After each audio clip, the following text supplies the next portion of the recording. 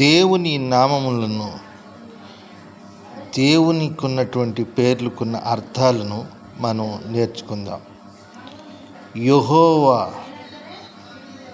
ఎలోహీ, యెహోవా ఎలోహీ అనగా సృష్టికర్త. ఆదికాండం 12:6. యెహోవా ఎలోహిం, ప్రభువే మన దేవుడు, ప్రభువే మన దేవుడు.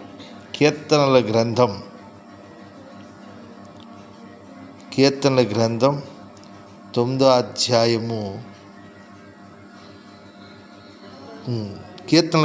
99వ కీర్తన 5వ. యెహోవా ఎలోహీ, నా ప్రభువా, నా దేవా. యోహాను సువార్త 20వ అధ్యాయం 28వ. యెహోవా హుస్సేన్, మన సృష్టికర్త.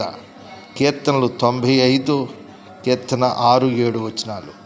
యెహోవా రోహీ, యెహోవా నా కాపరి. మనందరికీ తెలుసు ఈ వాక్యం. కీర్తన 23:1.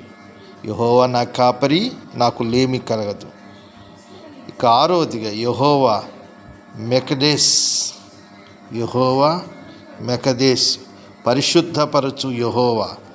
లేవికాండం 11వ అధ్యాయం 44, 20వ అధ్యాయం 8వ. యెహోవా ఈరే, యెహోవా చూచుకొనును. ఆదికాండం 22:14. యెహోవా రాఫా, స్వస్థపరచు, నిన్ను స్వస్థపరచు యెహోవాను నేనే. నిర్గమాకాండం 15వ అధ్యాయం 26. యెహోవా షమ్మా, ప్రభు ఇక్కడున్నాడు, ఈరోజు మనతో ఉన్నాడు, మనలో ఉన్నాడు, మనం చేసే ప్రతి పనిలో, ప్రయాణాల్లో ఉన్నాడు. యేస్కేలు గ్రంథం 48:35. యెహోవా నిస్సి, యెహోవా మా ధ్వజము. నిర్గమాకాండం 17వ అధ్యాయం 15-16. యెహోవా సిద్కాన్, ప్రభువే మన నీతి, ప్రభువే మన నీతి. 1 కొరింథీ 1:31. యెహోవా షాలోమ్, యెహోవా సమాధానకర్త. న్యాయాధిపతుల గ్రంథం 6వ అధ్యాయం 24. చూడండి, ఆయన నామాలు, ఆయన అర్థాలను మనం ధ్యానిస్తూ, స్మరిస్తూ, ఆయన నామ సంకీర్తన చేస్తే మన జీవితాల్లో గొప్ప ఆశీర్వాదము, దీవెనలు పొందుకుంటామండి. అలాంటి దీవెనలు మన జీవితాల్లో సొంతం చేసుకుందాం.